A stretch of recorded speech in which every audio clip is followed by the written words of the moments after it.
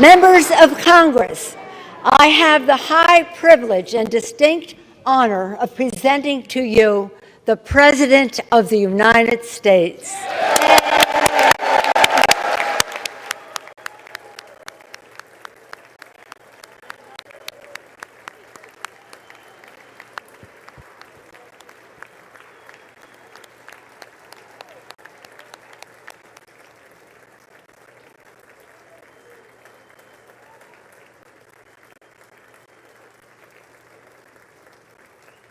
Thank you, thank you.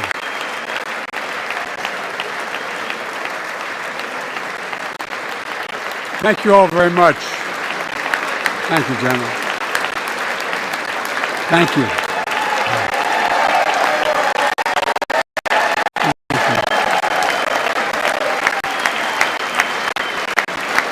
Thank you all very, very much. Thank you. Please. Thank you so much. Esta Madam noche Speaker, nos reunimos como Madam Vice demócratas, President, and our republicanos e First Lady and independientes, Second Gentlemen, pero más members of importante aún Congress como and the Cabinet, estadounidenses, con Justices of the responsabilidad Supreme Court, del unos hacia my los fellow otros, Americans. hacia el pueblo Last estadounidense y la year, Constitución, y con inquebrantable determinación a que la libertad siempre se imponga sobre la tiranía. Thank you.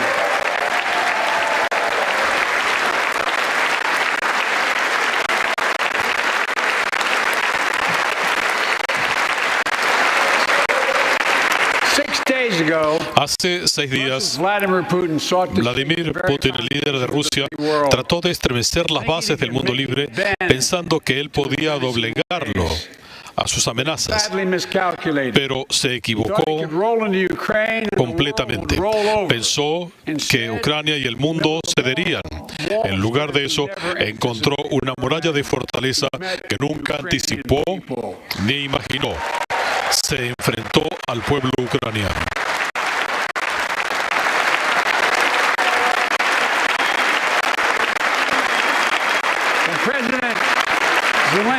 Desde el presidente Zelensky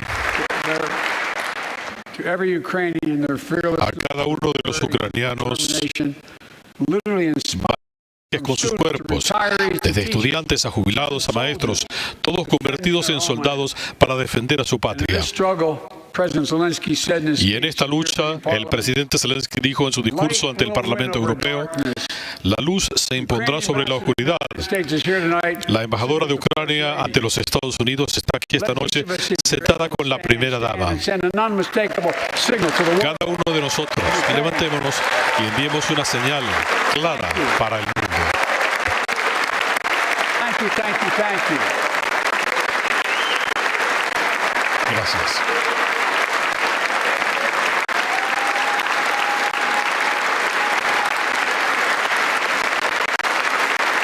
Bright, she's strong, she's resolved.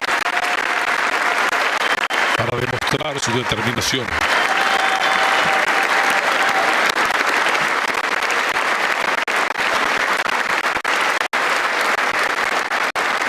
Yes. Sí. Nosotros, los Estados Unidos de América, estamos al lado del pueblo ucraniano. A lo largo de nuestra historia hemos aprendido esta lección. Cuando los dictadores no pagan un precio por sus agresiones, causan más caos. Siguen avanzando y el costo de las amenazas para Estados Unidos y para el mundo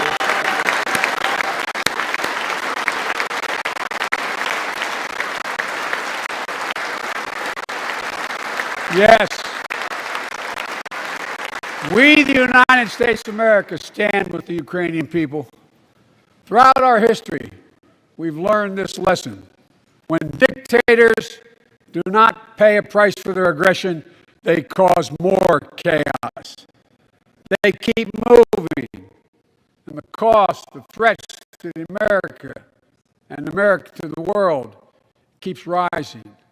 That's why the NATO alliance was created, to secure peace and stability in Europe after World War II.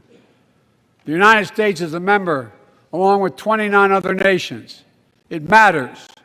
American diplomacy matters. American resolve matters. Putin's latest attack on Ukraine was premeditated and totally unprovoked. He rejected repeated efforts at diplomacy.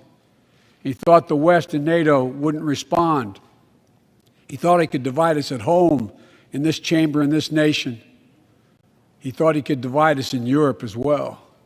But Putin was wrong.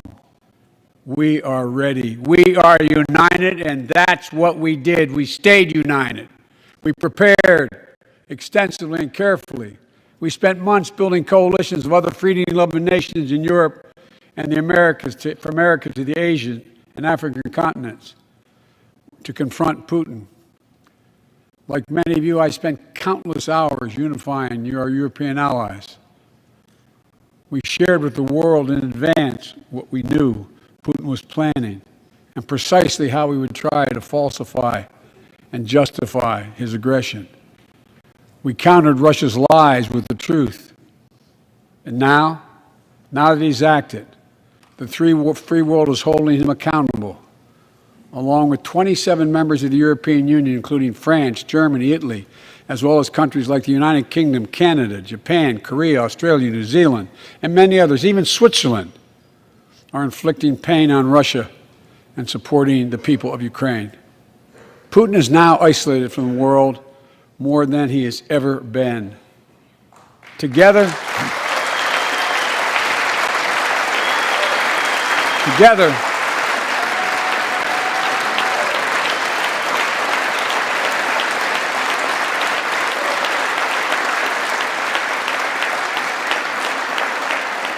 along with our allies, we are right now enforcing powerful economic sanctions.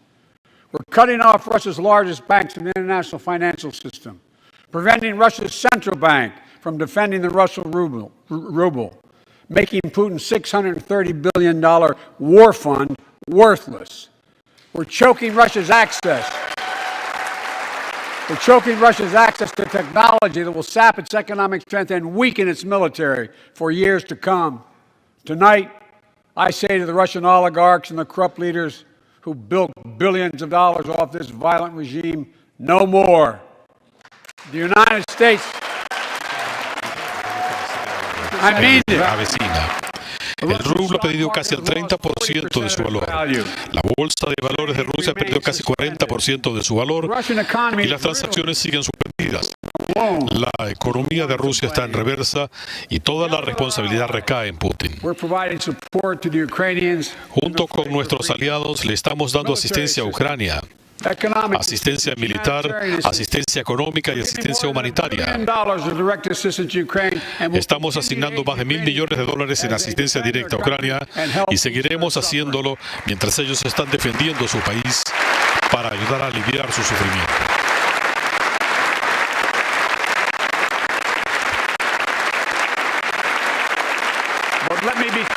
Permítanme ser claro, nuestras fuerzas no se están enfrentando ni se van a enfrentar en un conflicto a las fuerzas de Rusia en Ucrania. Nuestras fuerzas no van a Europa para combatir en Ucrania, sino para defender a nuestros aliados de la OTAN en caso de que Putin decidiera seguir avanzando hacia el oeste. Con ese fin hemos movilizado fuerzas terrestres de Estados Unidos, escuadrones aéreos, embarcaciones para proteger a los países de la OTAN, incluyendo Polonia, Rumania, Letonia, Lituania y Estonia. Y como he dicho claramente, Estados Unidos y nuestros aliados defenderemos cada pulgada del territorio de la OTAN con toda la fuerza de nuestro poderío colectivo. Cada pulgada.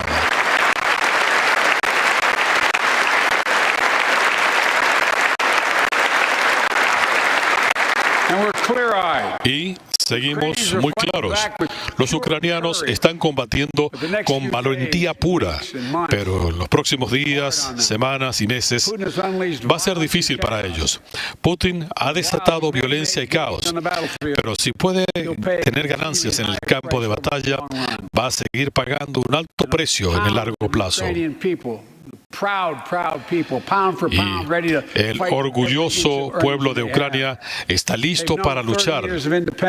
Ellos saben que han tenido 30 años de independencia y han demostrado que no van a tolerar que nadie trate de darle marcha atrás a su país. A todos los estadounidenses les hablo con claridad, como he dicho que siempre lo iba a hacer.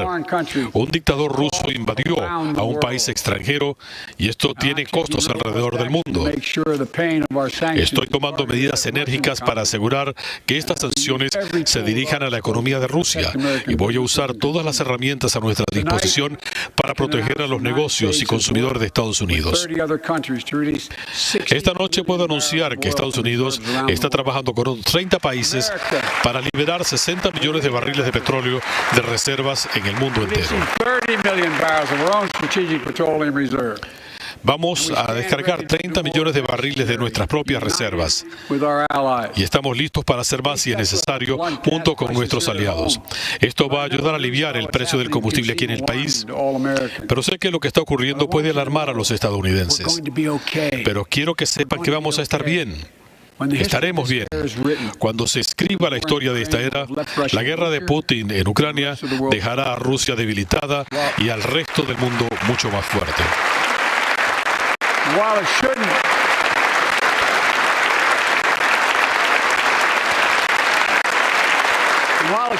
No había necesidad. No había necesidad de que algo tan terrible ocurriera para que la gente alrededor del mundo se diera cuenta de lo que está en juego. Ahora todos lo ven con claridad. Vemos la unidad entre líderes de naciones.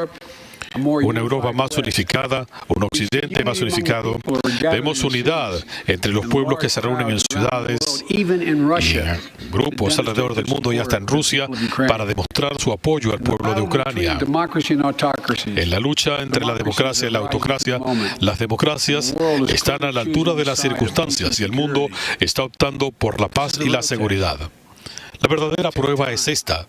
Va a tomar tiempo, así que vamos a seguir sacando inspiración de la voluntad férrea del pueblo ucraniano y a nuestros ucranianos estadounidenses que han forjado un profundo nexo que los conecta a nuestras naciones. Estamos con ustedes. Putin puede rodear a Kiev con tanques, pero nunca se va a ganar los corazones y las almas del pueblo ucraniano. Esto nunca va a debilitar la voluntad del mundo libre.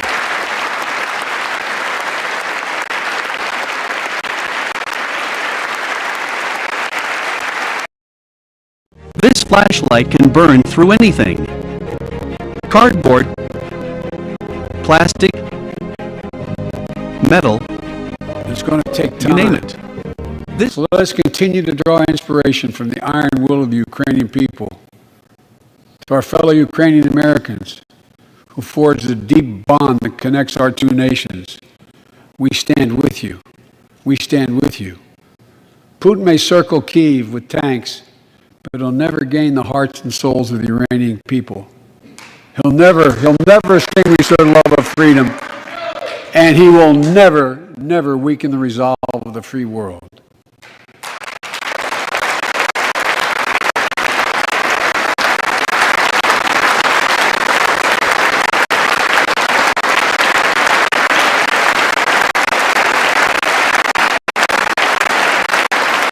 We meet tonight in an America that has lived through two of the hardest years this nation has ever faced.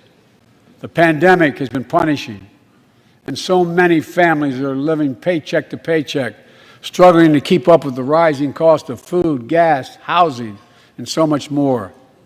I understand, like many of you did. My dad had to leave his home in Scranton, Pennsylvania to find work. So like many of you, I grew up in a family when the price of food went up, it was felt throughout the family. It had an impact. That's when one of the first things I did as president was fight to pass the American Rescue Plan. Because people were hurting, we needed to act, and we did. Few pieces of legislation have done more at a critical moment in our history to lift us out of a crisis. It fueled our efforts to vaccinate the nation and combat COVID-19. Delivered immediate economic relief to tens of millions of Americans.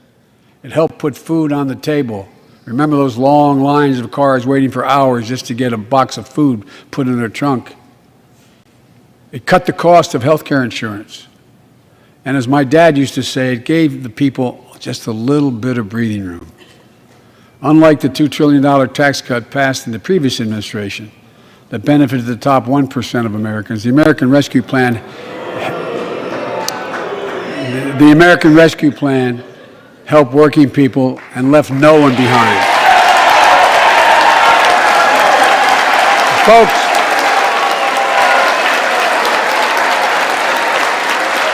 and it worked. It worked.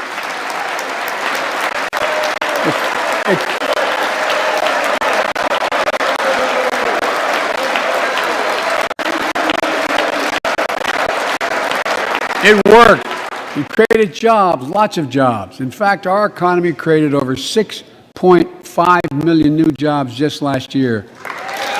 More jobs in 1 year than ever before in the history of the United States of America. The economy grew at a rate of 5.7 last year, the strongest growth rate in 40 years. And the first step in bringing fundamental change to our economy that hasn't worked for working people in this nation for too long. For the past 40 years, we were told that tax break for those at the top and benefits would trickle down and everyone would benefit. But that trickle-down theory led to a weaker economic growth, lower wages, bigger deficits, and a widening gap between the top and everyone else in nearly a century. Look, Vice President Harris and I ran for office, and I realize we have fundamental disagreements on this, but ran for office with a new economic vision for America. Invest in America, educate Americans, grow the workforce, build the economy from the bottom up and the middle out, not from the top down, because we know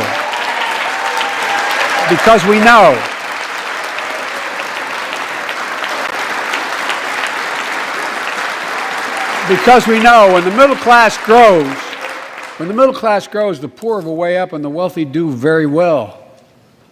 America used to have the best roads, bridges, and airports on earth, and now our infrastructure is ranked 13th in the world.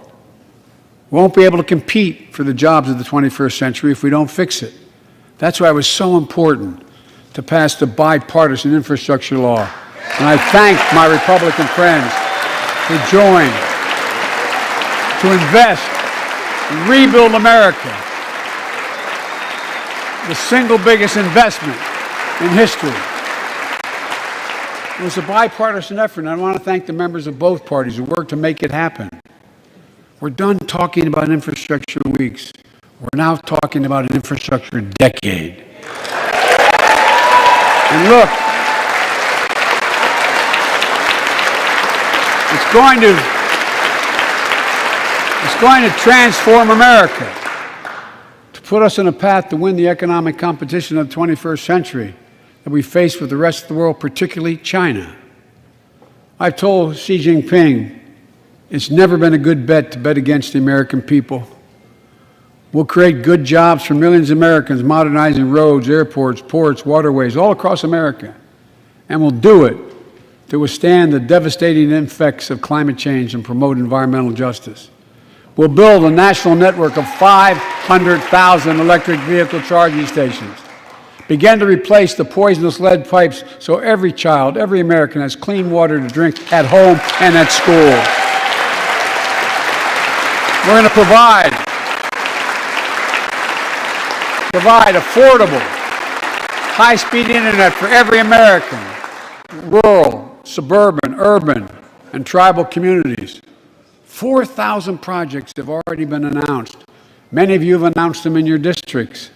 And tonight, I'm announcing that this year, we will start fixing over 65,000 miles of highway and 1,500 bridges in disrepair. And folks,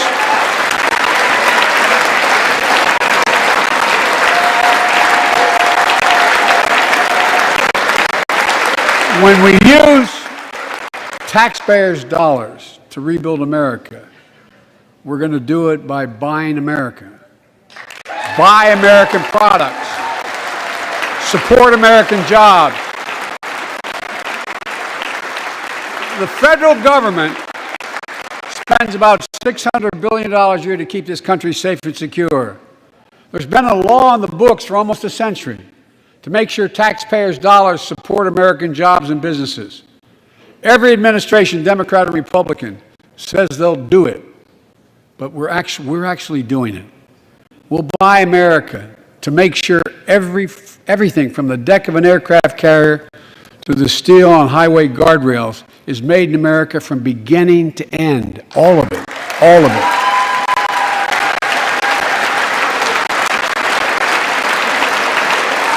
But folks, to compete for the jobs of the future, we also need a level playing field with China and other competitors. That's why it's so important to pass the Bipartisan Innovation Act sitting in Congress that will make record investments in emerging technologies and American manufacturing. We used to invest almost 2% of our GDP in research and development. We don't now.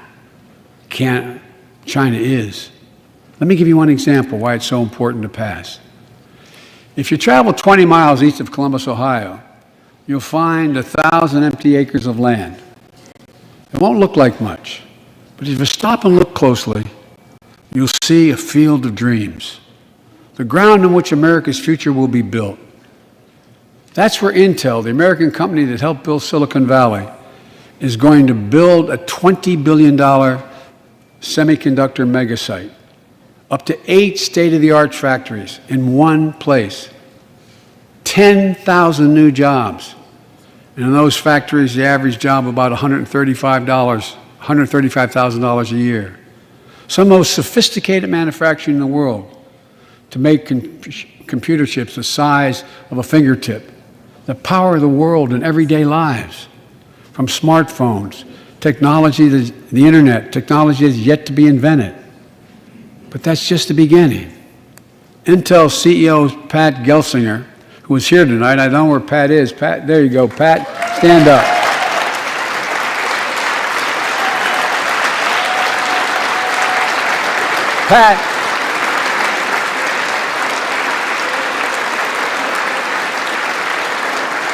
Pat came to see me and he told me they're ready to increase their investment from $20 billion to $100 billion. That would be the biggest investment in manufacturing in American history. And all they're waiting for is for you to pass this bill. So let's not wait any longer. Send it to my desk, I'll sign it, and we'll really take off in a big way. And folks, Intel is not alone. There's something happening in America. Just look around and you'll see an amazing story. The rebirth of pride that comes from stamping products made in America. The revitalization of American manufacturing. Companies are choosing to build new factories here when just a few years ago they would have gone overseas. That's what's happening. Ford is investing $11 billion in electric vehicles, creating 11,000 jobs across the country. GM is making the largest investment in its history, $7 billion to build electric vehicles, creating 4,000 jobs in Michigan. All told, 369,000 new manufacturing jobs were created in America last year alone. Folks,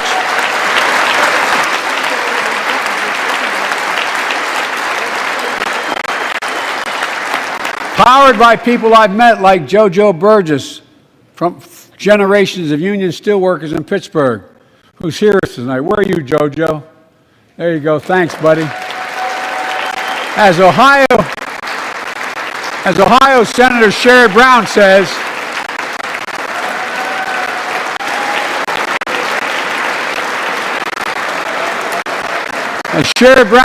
it's time to bury the label Rust Belt.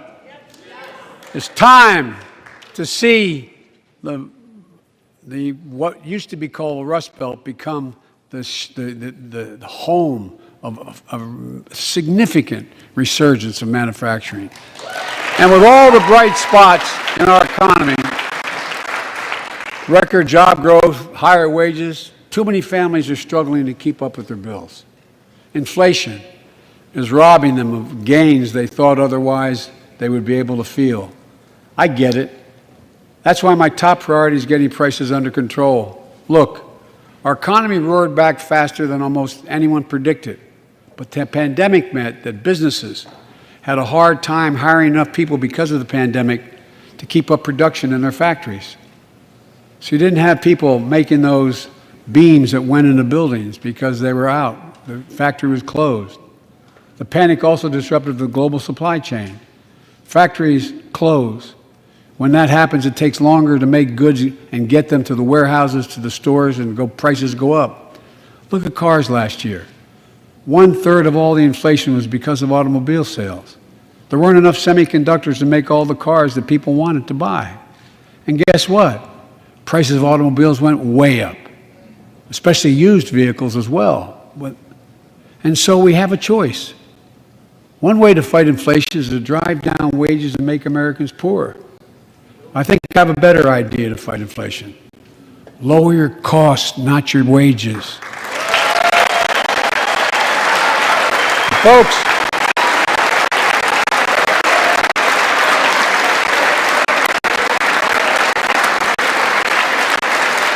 that means make more cars and semiconductors in America, more infrastructure and innovation in America, more goods moving faster and cheaper in America, more jobs where you can earn a good living in America. Instead of relying on foreign supply chains, let's make it in America. Look, economists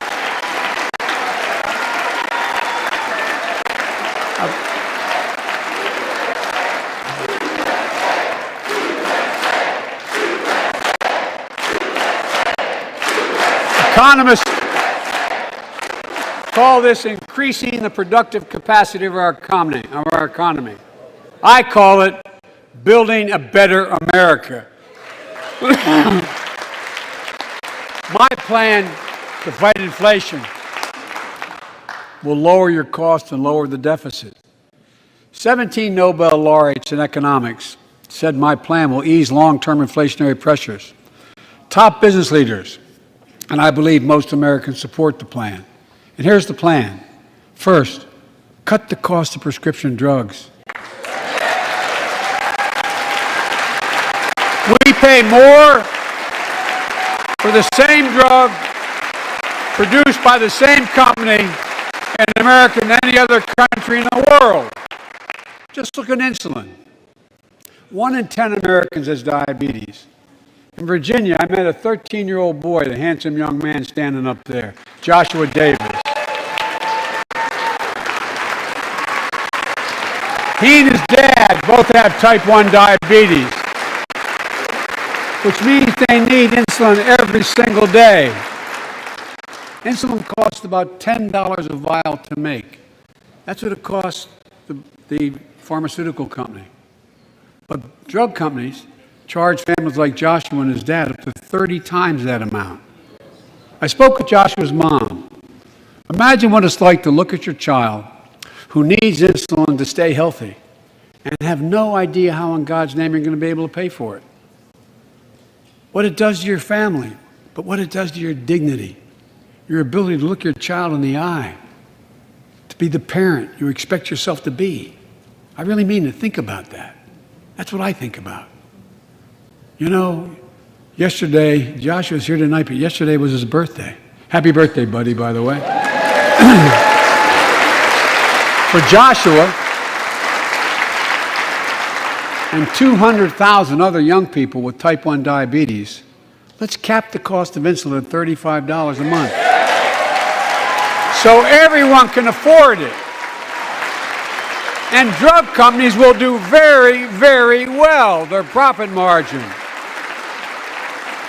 While we're at it, I know we have great disagreements on this floor with this. Let's let Medicare negotiate the price of prescription drugs.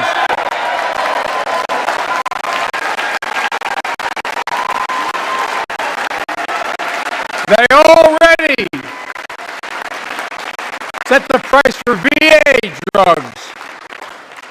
Look, the American Rescue Plan is helping millions of families with Affordable Care Act plans to save them $2,400 a year on their health premiums. Let's close the coverage gap and make these savings permanent. And second,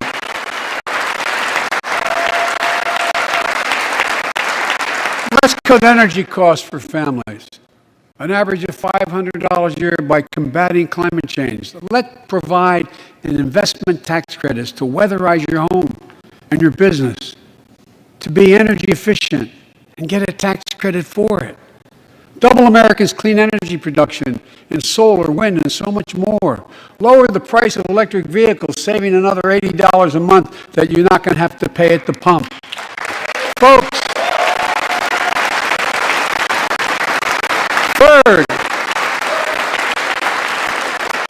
the third thing we can do to change the standard of living for hardworking folks is cut the cost of child care. Cut the cost of child care. Folks, if you live in a major city in America, you pay up to $14,000 a year for child care per child.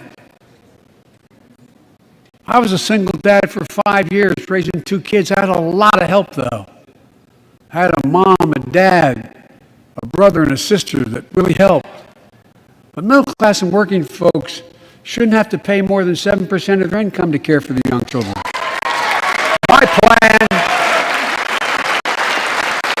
plan would cut the cost of child care in half for most families and help parents, including millions of women who left the workforce during the pandemic because they couldn't afford child care, to be able to get back to work, generating economic growth. But my plan doesn't stop there. It also includes home and long-term care, more affordable housing, pre-K for 3- and 4-year-olds. All these will lower costs to families. And under my plan, nobody, let me say this again, nobody earning less than $400,000 a year will pay an additional penny in new taxes. Not a single penny.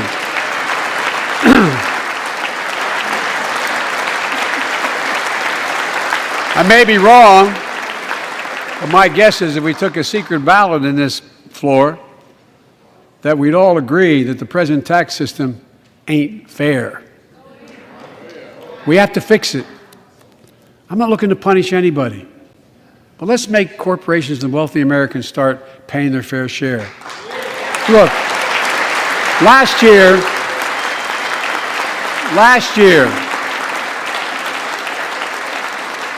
and like Chris Coons and Tom Carper and my distinguished Congresswoman, we come from the land of corporate America. There are more corporations incorporated in America than every other state in America combined. And I still won 36 years in a row. The point is, even they understand they should pay just a fair share. Last year, 55 of the Fortune 500 companies earned $40 billion in profit and paid zero in federal taxes. Now look, it's not fair. That's why I proposed a 15% minimum tax rate for corporations. And that's why in the G7 and other meetings overseas, we were able to put together, I was able to be somewhat helpful, 130 countries to agree on a global minimum tax rate. So companies can't get out of paying their taxes at home by shipping jobs and factories overseas. It'll raise billions of dollars. That's why I propose closing loopholes for the very wealthy who pay a lower tax rate than a teacher and a firefighter. So that's my plan, but we'll go more detail later. We will grow the economy, lower the cost to families. So what are we waiting for? Let's get this done. We all know we've got to make changes.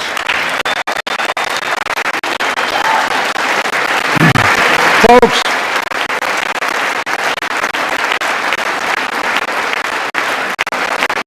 and while you're at it, confirm my nominees for the Federal Reserve, which plays a critical role in fighting inflation.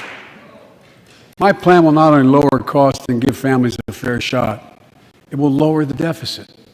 The previous administration not only ballooned the deficit with those tax cuts for the very wealthy and corporations, it undermined the watchdogs, the job of those to keep pandemic relief funds being wasted. Remember we had those debates about whether or not those watchdogs should be able to see every day how much money was being spent, where was it going to the right place?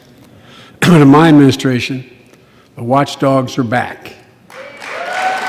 And we're going to go after the criminals who stole billions of relief money meant for small business and millions of Americans. Tonight, I'm announcing that the Justice Department will soon name a chief prosecutor for pandemic fraud.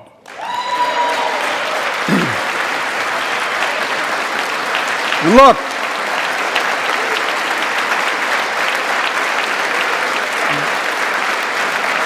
I think we all agree, thank you. By the end of this year, the deficit will be down to less than half of what it was before I took office. The only president ever to cut the deficit by more than $1 trillion in a single year. Lowering your cost also meant demanding more competition. I'm a capitalist, but capitalism without competition is not capitalism. Capitalism without competition is exploitation. It drives up profits. And corporations have to compete. Their profits go up and your prices go up when they don't have to compete. Small businesses and family farmers and ranchers, I need not tell some of my Republican friends from those states. Guess what? You got 4 basic meat packing facilities. That's it. You play with them or you don't get to play at all. And you pay a hell of a lot more. A hell of a lot more because there's only 4. See what's happening with ocean carriers moving goods in and out of America. During the pandemic, about half a dozen or less foreign-owned companies raised prices by as much as 1,000% and made record profits. Tonight, I'm announcing a crackdown on those companies overcharging American businesses and consumers. And folks,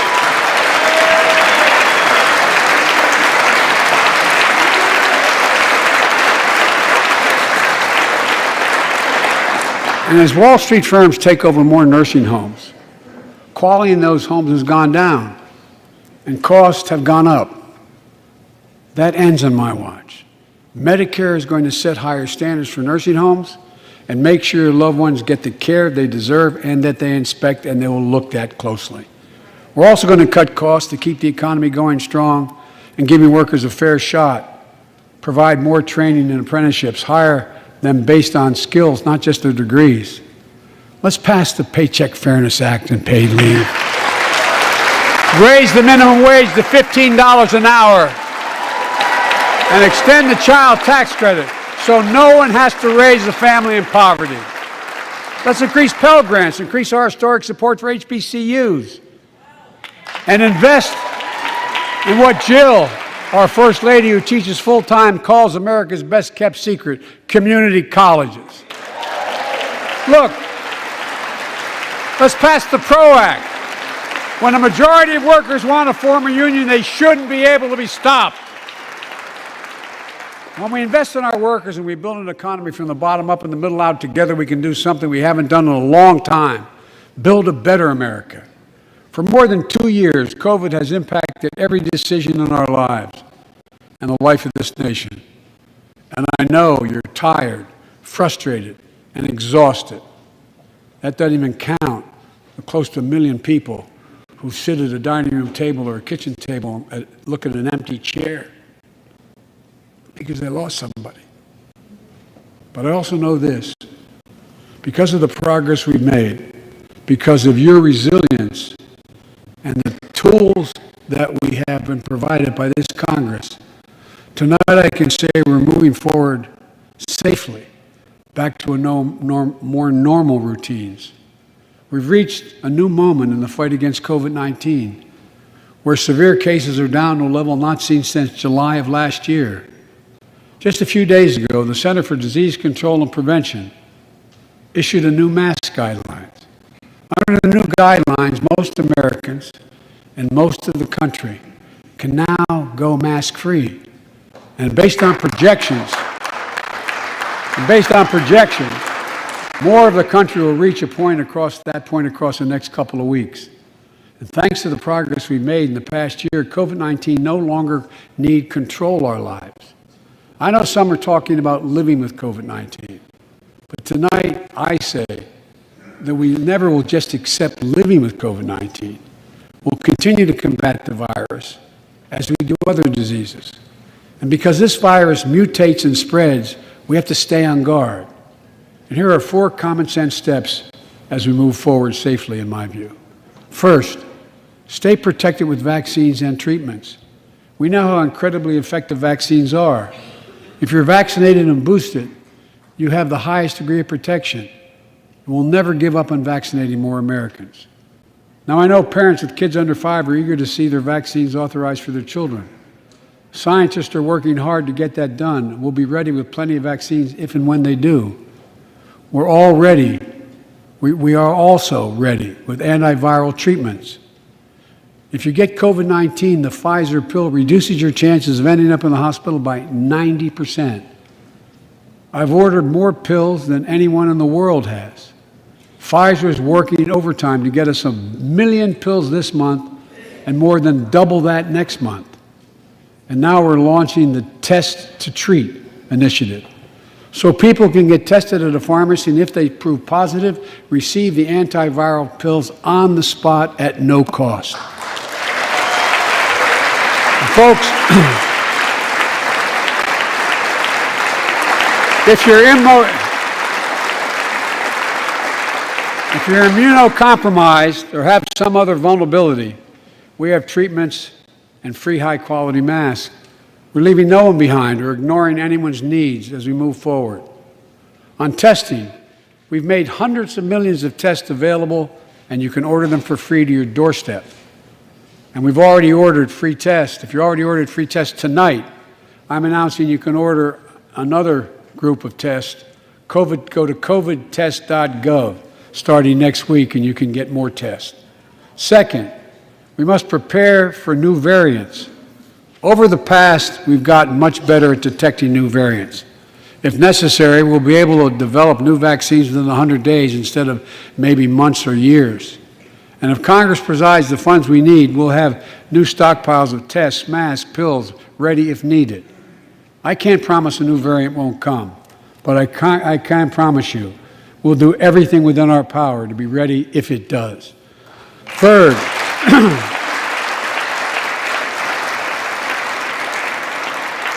we can end the shutdown of schools and businesses. We have the tools we need. It's time for America to get back to work and fill our great downtowns again with people. People working from home can feel safe and begin to return to their offices. We're doing that here in the federal government. The vast majority of federal workers will once again work in person. Our schools are open. Let's keep it that way. Our kids need to be in school.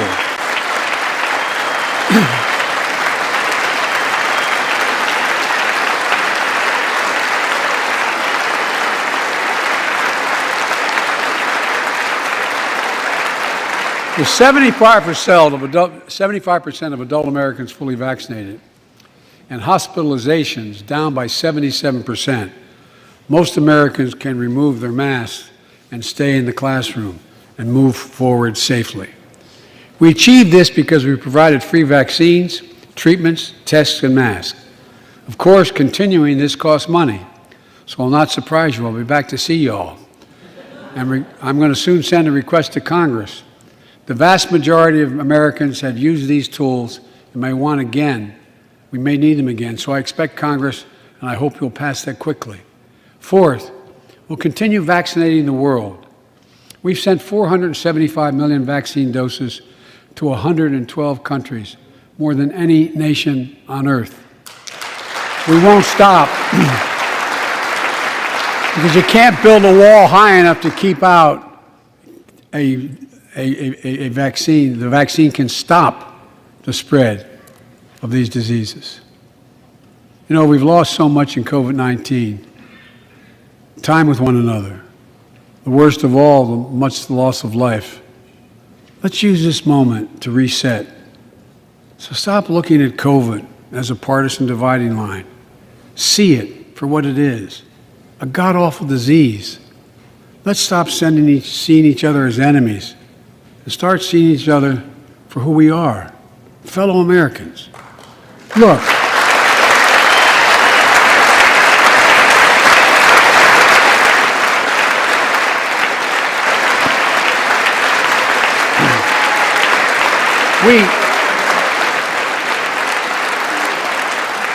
we can't change how divided we've been. It was a long time in coming. But we can change how to move forward on COVID-19 and other issues that we must face together. I recently visited New York City Police Department days after the funerals of Officer Wilbur Mora and his partner, Officer Jason Rivera.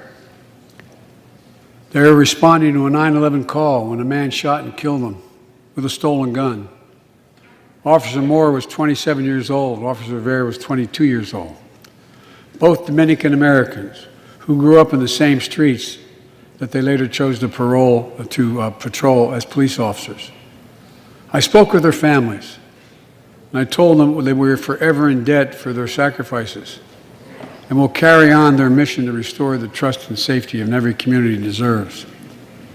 Like some of you that have been around for a while, I've worked with you on these issues for a long time. I know what works.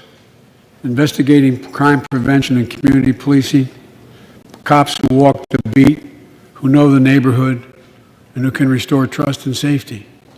Let's not abandon our streets or choose between safety and equal justice. Let's come together and protect our communities, restore trust, and hold law enforcement accountable. That's why the Justice Department has required body cameras, banned chokeholds, and restricted no-knock warrants for its officers. That's why the American Rescue Plan that you all provided $350 billion that cities, states, and counties can use to hire more police, invest in more proven strategies.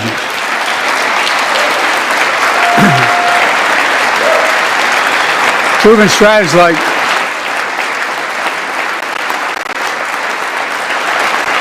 strategies like community violence interruption, trusted messengers, breaking the cycle of violence and trauma, and giving young people some hope. We should all agree the answer is not to defund the police, it's to fund the police. Fund them. Fund them.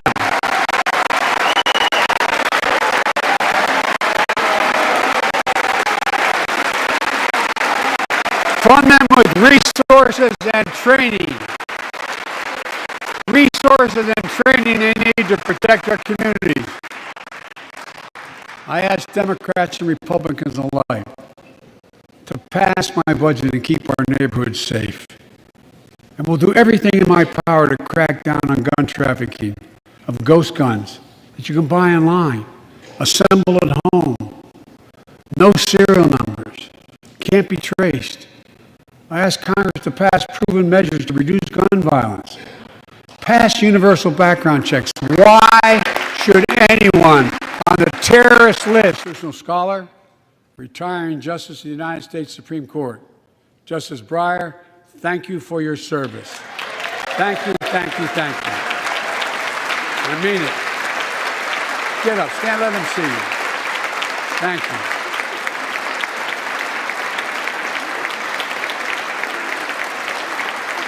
And we all know, no matter what your ideology, we all know one of the most serious constitutional responsibility a president has is nominating someone to serve on the United States Supreme Court. As I did 4 days ago, I've nominated the Circuit Court of Appeals, Ketanji Brown Jackson, one of our nation's top legal minds, who will continue in Justice Breyer's legacy of excellence. Former top litigator and private practice, former federal public defender, and the family of public school educators and police officers. She's a consensus player. And as you might guess, I think we can do both. Se imaginarán que podemos hacer ambas cosas. En la frontera hemos instalado nuevas tecnologías, como lectores ópticos para detectar contrabando de drogas. Hemos establecido patrullajes conjuntos con México y Guatemala para frenar el tráfico humano. Tenemos más jueces de inmigración para que las familias que huyen de la persecución y la violencia puedan tener sus casos escuchados cuanto antes. Y aquellos que no tienen derecho a un reclamo puedan ser devueltos. Tenemos compromisos y alianzas en Sur y Centroamérica para acoger a más refugiados y defender las fronteras. Podemos hacerlo manteniendo encendida la antorcha de la libertad en el país. Mis ancestros y los de muchos de ustedes valoraron esto. Vamos a darle una senda a la ciudadanía, a los Dreamers, a los trabajadores temporales, agrícolas y esenciales.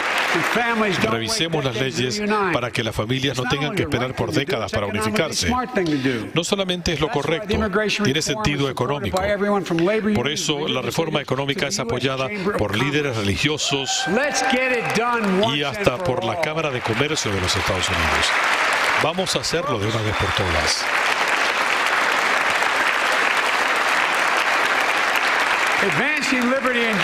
Promover la libertad y la justicia también requiere proteger los derechos de las mujeres.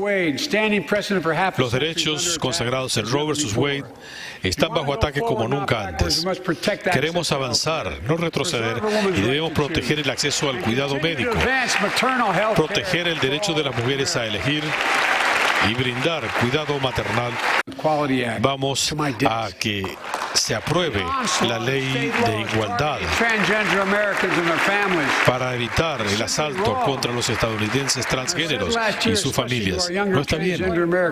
El año pasado se lo decía a un joven transgénero: siempre contarás conmigo para que puedas ser tú mismo.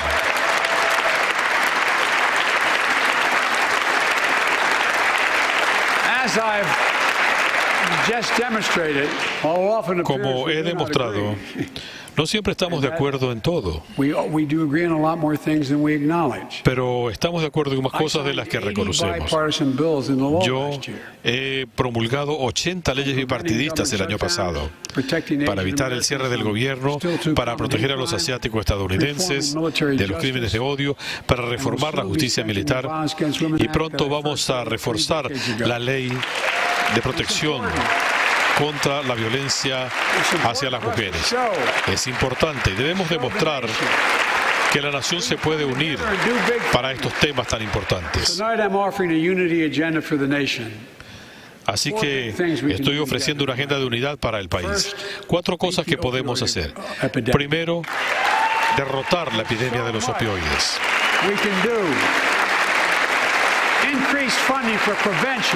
Hay tanto que podemos hacer, con más fondos para la prevención, tratamientos, eliminar reglas anacrónicas que le impiden a los médicos tratar ciertas condiciones. Vamos a combatir a los traficantes. Y si usted sufre de alguna adicción, no está solo. Yo creo en la recuperación y le rindo honor a los 23 millones de estadounidenses en recuperación.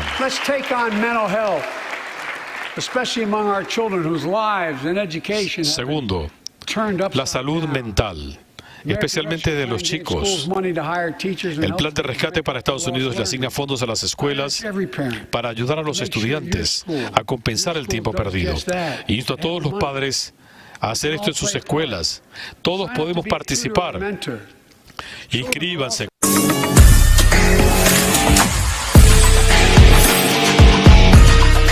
Como tutores o mentores. Los chicos tenían problemas antes de la pandemia, por la violencia, por el trauma y los daños de las redes sociales. Como ha demostrado Frances Haugen, que nos acompaña hoy, tenemos que hacer que las redes sociales respondan por el impacto del experimento social que están haciendo con nuestros hijos. We can all play a part. Sign up to be a tutor or a mentor. Children were also struggling before the pandemic: bullying, violence, trauma, and the harms of social media. As Frances Haugen, who is here tonight with us, has shown, we must hold social media platforms accountable for the national experiment they're conducting on our children for profit.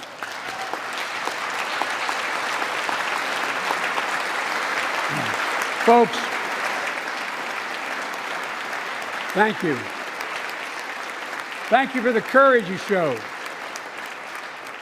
It's time to strengthen privacy protections, ban targeted advertising to children, demand tech companies stop collecting personal data on our children, and let's get all Americans the mental health services they need. More people can turn for help and full parity between physical and mental health care if we treat it that way in our insurance. Look,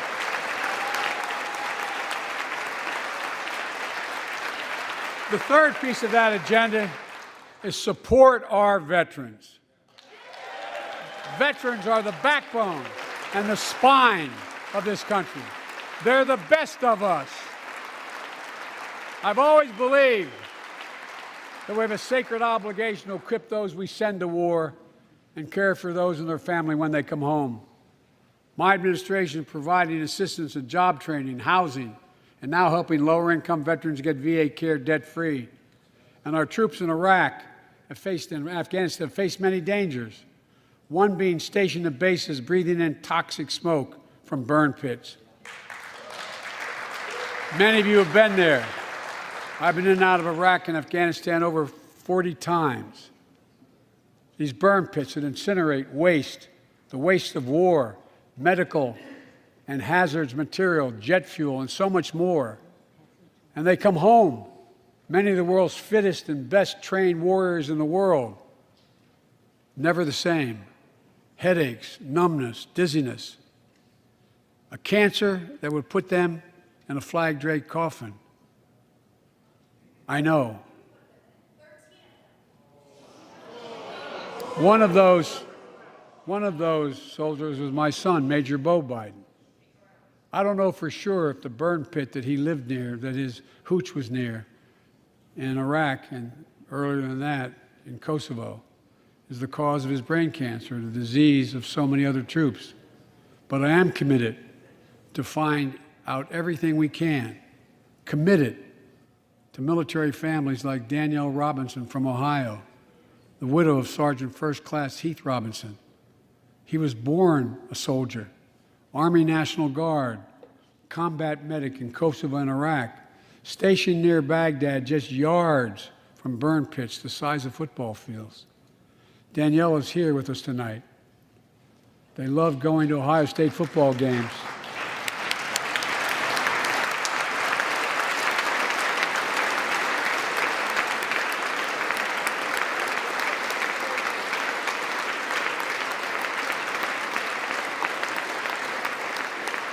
And they love building Legos with their daughter.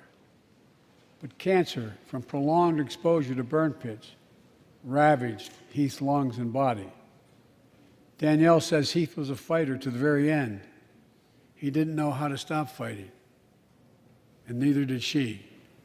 Through her pain, she found purpose to demand that we do better. Tonight, Danielle, we are going to do better. The VA is pioneering new ways of linking toxic exposure to disease, already helping more veterans get benefits. And tonight, I'm announcing we're expanding eligibility to veterans suffering from 9 respiratory cancers. I'm also calling on Congress to pass a law to make sure veterans devastated by toxic exposure in Iraq and Afghanistan finally get the benefits and the comprehensive health care they deserve.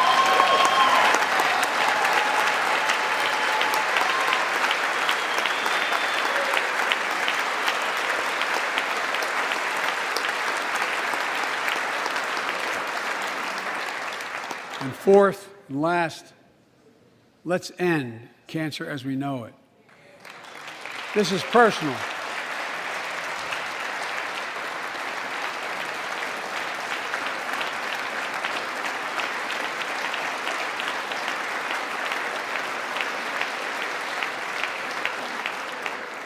This is personal to me and to Jill and to Kamala and so many of you. So many of you have lost someone you love. Husband, wife, son, daughter, mom, dad. Cancer is the #2 cause of death in America, second only to heart disease.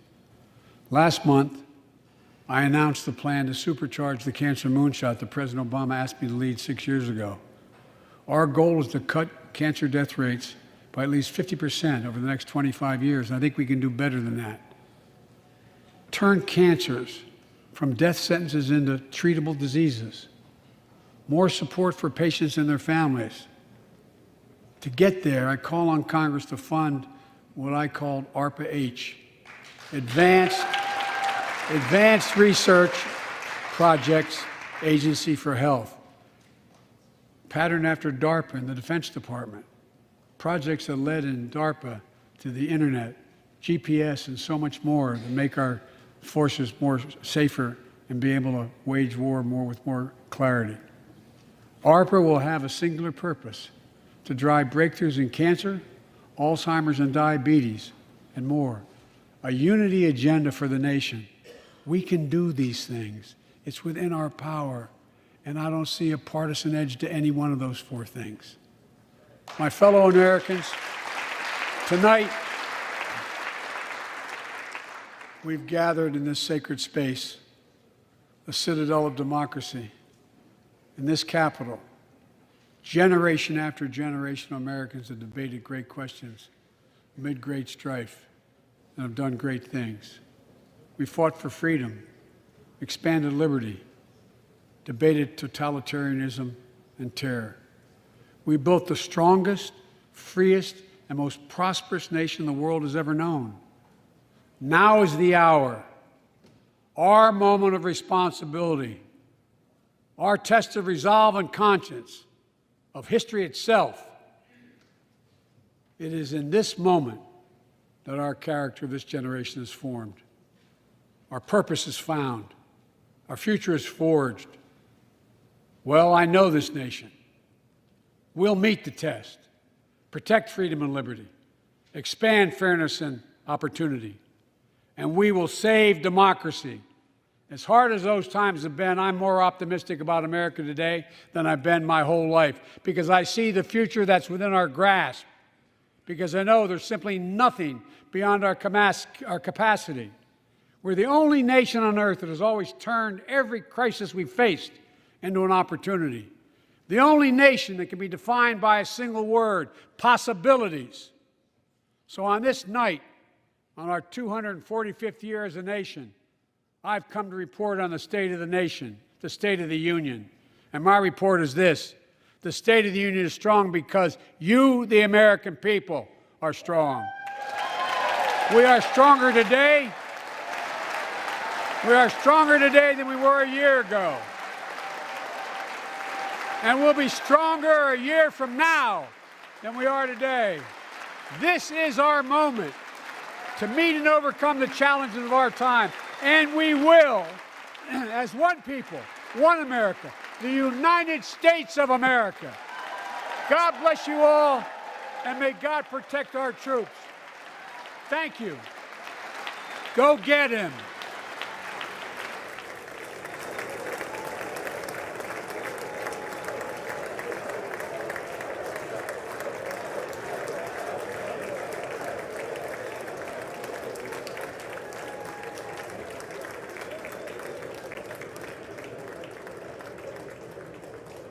Para ampliar más esta información, visita somosnoticias.com.be.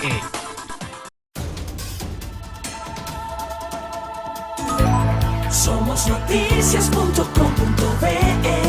Periodistas trabajando para usted. La plataforma informativa de los hispanos en tiempo real. Detalladamente información regional, nacional e internacional. Interactúa con la información. Somosnoticias.com.be.